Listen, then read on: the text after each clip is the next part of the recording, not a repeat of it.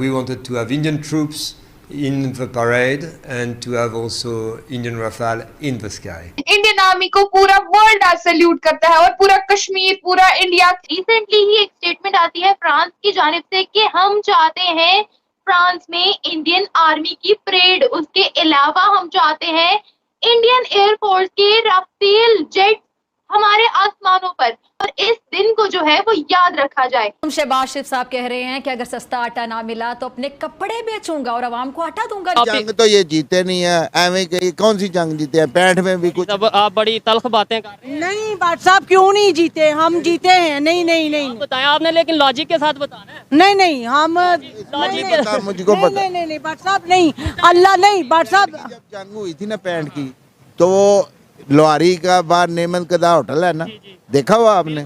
वो हाजी का होटल था, उधर बैठ के उन्होंने रोटी खाई थी फौज में। हाँ जी।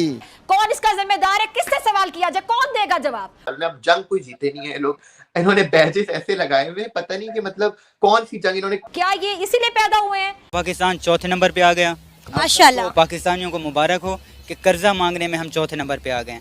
अब हम ऑफिशियली अगर भिखारी कंट्री सर्च करें गूगल पे तो पाकिस्तान ही आएगा। मैं इनसे पूछना चाहती हूँ कि क्या इन्होंने कभी ये जानने की कोशिश की है कि भूख की तड़प और कतारों में खड़े होकर हाथ फैलाने की जो जिल्लत है, ख्वारी है, वो क्या होती है? क्योंकि हम अपनी मातृभूमि पे, हम अपने भारत पे नाज करते हैं।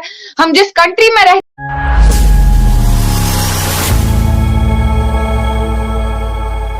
जय हिंद दोस्तों, आपका स्वागत है इंडियन डिफेंडर्स के एक और नए वीडियो में। तो फ्रांस में 14 जुलाई को बेस्टिल परेड मनाया जाता है और उस परेड में फ्रांस ने हमारे इंडियन आर्मी को भी बुलाया है, वो भी राफेल जेट के साथ। और यह सुनकर पाकिस्तानी मीडिया चौंक गई है। पाकिस्तानी मीडिया यह बात कर रही है कि इंडियन आर्मी की पूरे वर्ल्ड में कितनी रिस्पेक्ट है। इंडियन आर्मी को हर कोई अपने परेड में आमंत्रित करता है और पाकिस्तानी आर्मी को एक स्टेडियम के चौकीदारी करने के लिए बुलाता है। और फ्रांस ने यह निमंत्रण हमारे भारत की आर्मी को खुद ही दिया है। तो अगर आपको अपने आर्मी पर गर्व महसूस हो रहा है तो कमेंट सेक्शन में जय हिंद जरूर लिखिएगा। तो चलिए देखते हैं कि इस पर पाकिस्तानी मीडिया का और क्या रिएक्शन आता है। तो इस वीडियो के साथ बने रहिए, यह वीडियो आपके लिए काफी इंटरटेनिंग भी होने वाली है। तो बिना किसी देरी के चलिए आज की वीडियो शुरू करते हैं। शुरू करने से पहले गाइस, अगर आप इस चैनल पर नए हैं तो प्लीज इस चैनल को सब्सक्राइब कर लीजिए। एक इंडियन को आपकी सपोर्ट की जरूरत है। मैं आपसे मिलता हूँ वीडियो के लास्ट में। मुल्क में मुआशी बहरान है जिससे अवाम बराह रास्त मुतासिर हो रही है,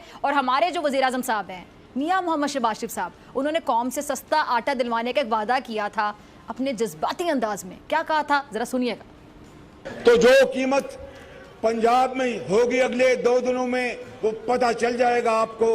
यही कीमत मैं दरखास्त करूंगा चीफ मिनिस्टर साहब से कि यही कीमत रखें। नहीं रखेंगे तो फिर मैं अपने कपड़े बेचूंगा और आपको मैं आटा मुहैया करूंगा। नहीं रखेंगे तो फिर मैं अपने कपड़े बेचूंगा और आपको मैं आटा मुहैया करूंगा।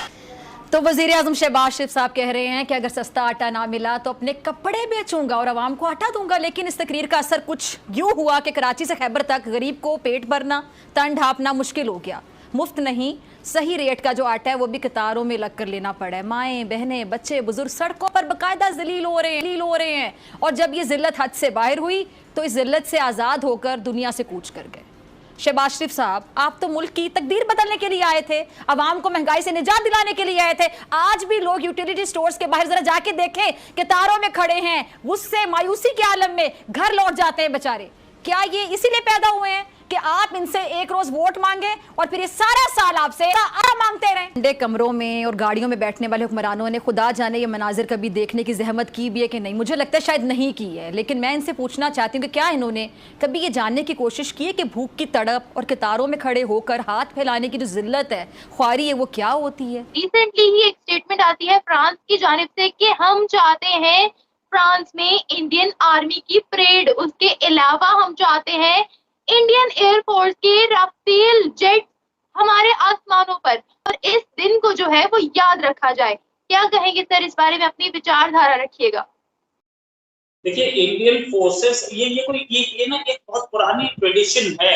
हमारे यहाँ इंडिया में आए थे इजिप्ट के प्रेसिडेंट, तो उनकी आर्मी का एक कंटिंजेंट, छोटा सा कंटिंजेंट हमारे रिपब्लिक डे परेड में। तो इट इज नॉट ये कोई ऐसा नहीं है कि ये हमेशा ये नई चीजें ये होता है। हमारी आर्मी भी कई बार परेड करके आई है कई सारे कंट्रीज में, और हमारी आर्मी ऐसी है जो कि वर्ल्ड के ऑर्डर को मनाने में, यूएन फोर्सेस में सबसे ज्यादा कंट्रीब्यूशन दे रही है। आज से नहीं दे रही है, पिछले 40 साल से 50 साल से सबसे ज्यादा कंट्रीब्यूशन हमारा होता है। बेस्टिल डे के परेड में जा रही है, ऑफ कोर्स बेस्टिल डे के परेड में हम लोग जाएंगे।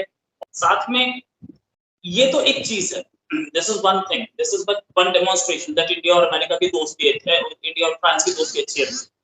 इसके साथ साथ एक डेमोन्स्ट्रेशन और हो रहा है, बहुत सारे कॉन्ट्रैक्ट साइन किए जाएंगे ऐसा बोला जा रहा है।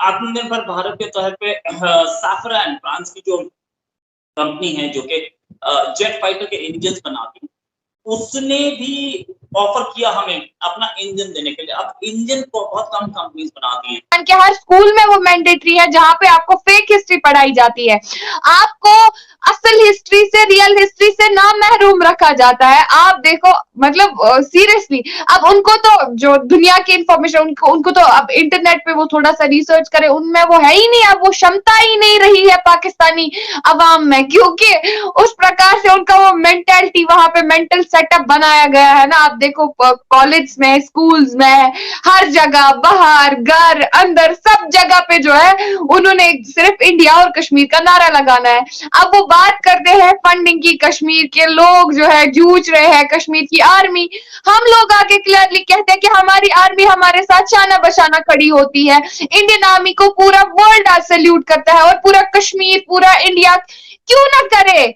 हम एक भारत का एक अटूट अंग है, we are the crown jewel of India, Kashmir is the crown jewel of India. तो हम क्यों ना अपनी आर्मी को सपोर्ट करें, हम क्यों ना अपने गवर्नमेंट को सपोर्ट करें। और पाकिस्तानियों, जितने भी पाकिस्तानी इस टाइम पे मुझे देख रहे हैं, मैं इतना ही बोलना चाहूंगी, आप फिलहाल तो अपनी फंडिंग के लिए IMF के पास जाए, फिलहाल थोड़े से डॉलर्स आप जहां से आप कलेक्ट करना चाहोगे, आपको जरूरत है फंडिंग की, हमें जरूरत नहीं। मुझे लगता है फंडिंग कराने की आप लोगों को जरूरत है, क्योंकि आपका जो मैं हाल देख रही हूँ इस टाइम पे, बहुत आप पे तरस आ जाता है। लेकिन ये बस आप लोगों के ब्यूरोक्रेट्स का ये करतूते हैं, जो आमतौर पर बजाते एक नॉलेज प्रोवाइड करने के बजाय जो है इंस्टीट्यूशंस में सिर्फ और सिर्फ इंडिया और कश्मीर करते हैं। अगर थोड़ी बहुत एथिकल बातें, अगर थोड़ी बहुत एथिकल एजुकेशन वहां पे हुई होती कॉलेज में, यूनिवर्सिटीज में, स्कूल्स में, तो आज कश्मीरी आम पाकिस्तानी ये बात नहीं करता कि हम फंडिंग करेंगे। पहले अपने मुल्क की स्थिति देखो, फिर उसी हिसाब से आप बोलो कि आपको किसकी फंडिंग करनी है, किसको नहीं। और सेकंड थिंग, मैं कश्मीरी, मैं प्राउड इंडियन हूँ। हम एक अटूट अंग है हिंदुस्तान का, हम कभी हिंदुस्तान से अलग हो ही नहीं सकते हैं, क्योंकि हम अपनी मातृभूमि पे, हम अपने भारत पे नाज करते हैं। हम जिस कंट्री में रहते हैं, हम क्यों उस कंट्री को छोड़ के, आपकी कंट्री में ऐसा क्या है हम वहां पे आए। हमारे साथ, मैं कश्मीरी गर्ल आके क्लियरली ऑन स्क्रीन कह रही हूँ कि हमें कोई भी प्रॉब्लम नहीं है, हमें कोई भी अपनी गवर्नमेंट से प्रॉब्लम नहीं है, लेकिन फिर भी बार बार प्रोवोक किया जाता है कश्मीरी लोगों को कि नहीं बस प्रॉब्लम है, वो है ये। तो गाइस, आज की वीडियो यहीं खत्म होती है। उम्मीद है आप इस वीडियो को एंजॉय किए होंगे। इंडिया और पाकिस्तान से रिलेटेड ऐसे ही वीडियोस देखने के लिए आप इस चैनल को सब्सक्राइब कर सकते हैं। मैं आपके लिए इस चैनल पर हर रोज ऐसे ही वीडियोस लाता रहता हूँ। जल्द ही मिलूंगा आपसे ऐसे ही किसी नए वीडियो में, तब तक के लिए जय हिंद दोस्तों।